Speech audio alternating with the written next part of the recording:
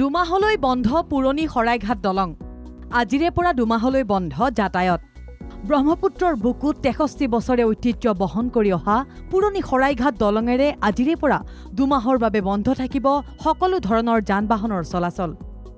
দলংখনৰ বিভিন্ন অংশত ফাট মেলাৰ বাবেই এই সিদ্ধান্ত পুৰণি হোৱা দলংখনৰ সুৰক্ষা নিশ্চিত কৰাৰ লক্ষ্যৰে ৰেল বিভাগ আৰু কামৰূপ মহানগৰ জিলা প্ৰশাসনে আৰম্ভ কৰিছে বৃহৎ মেৰামতিৰ কাম এই সময়ছোৱাত সকলো যান-বাহন নতুন শৰাইঘাট দলঙেৰে চলাচল কৰিব নাই আমিতো এতিয়া আজিৰ পৰা ব্লক আৰম্ভ হৈছে এতিয়া আমি কাম আৰম্ভ কৰিছোঁ আৰু এইটো দুমাহলৈ আমাক দিছে মূলত কি কাম কৰা হ'ব দলং ইয়াতে আমি খালি জইন ৰিপেয়াৰ কৰিম জইনবিলাক আমাৰ যিটো 4 নম্বৰ জইন যিটো ভাঙি যায় তাৰ পৰা আমাৰ তলৰ ক্ৰছ গাৰ্ডাৰবিলাকত ক্ৰেক হৈছিলে সেই জইনটো আমি ঠিক কৰিম এতিয়া মূলত জইনসমূহে ঠিক কৰিম বাকী বেলেগ ঠিক কৰিব লাগে বেলেগ আৰু কৰিব বাকীবিলাকো আপোনাৰ স্মুথেনিং কৰিব য'ত আপোনাৰ হোল আছে পথ হোলবিলাক মাৰিব ঐতিহাসিক শৰাইঘাট দলং উদ্বোধন হৈছিল 1967 চনৰ 7 জুনত 63 বছৰৰ গৌৰৱময় ইতিহাস ৰেল আৰু পথ দুয়োটাৰে সংযোগ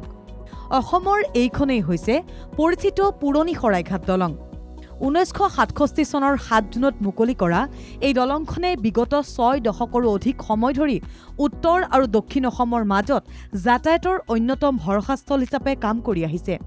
কেৱল যাতায়াতেই নহয় ৰাজ্যৰ সামাজিক অৰ্থনৈতিক আৰু বাণিজ্যিক বিকাশতো বিশেষ ভূমিকা পালন কৰিছে এই ঐতিহাসিক দলংখনে দীঘলীয়া সময় ধৰি অবিৰত ব্যৱহাৰৰ ফলত দলংখনৰ বিভিন্ন অংশত ফাট আৰু ক্ষয়ক্ষতি ধৰা পৰিছে বিশেষজ্ঞৰ পৰামৰ্শৰ ভিত্তিত যাতায়াতৰ সুৰক্ষা নিশ্চিত কৰিবলৈ সম্পূৰ্ণ মেৰামতিৰ সিদ্ধান্ত গ্ৰহণ কৰা হৈছে ৰেল বিভাগে এই বৃহৎ মেৰামতিৰ কাম ৰূপায়ণ কৰিব দুমাহলৈ বিকল্প ব্যৱস্থা নতুন শৰাইঘাট দলং ব্যৱহাৰ সকলো যান-বাহন নতুন দলঙেৰে পুৰণি দলং বন্ধ হৈ থকাৰ সময়ছোৱাত সকলো সৰু ডাঙৰ যান-বাহন নতুন শৰাইঘাট দলঙেৰে চলাচল কৰিব যান-জঁট নিয়ন্ত্ৰণ আৰু সুৰক্ষিত যাতায়াত নিশ্চিত কৰিবলৈ আৰক্ষী আৰু সংশ্লিষ্ট বিভাগসমূহে বিশেষ ব্যৱস্থা গ্ৰহণ কৰিছে ৰেল বিভাগৰ লক্ষ্য সুৰক্ষিত দলঙৰ লগতে আধুনিকীকৰণ আৰু দীৰ্ঘম্যাদী ব্যৱহাৰৰ নিশ্চিতকৰণ পুৰণি হোৱা দলংখনক মেৰামতিৰ জৰিয়তে পুনৰ সুৰক্ষিত আৰু অধিক শক্তিশালী কৰি তুলিব বিচাৰিছে ৰেল বিভাগে কাম সম্পূৰ্ণ হোৱাৰ পিছত পুনৰ সাধাৰণ জনতাৰ বাবে মুকলি কৰা হ'ব পুৰণি শৰাইঘাট দলং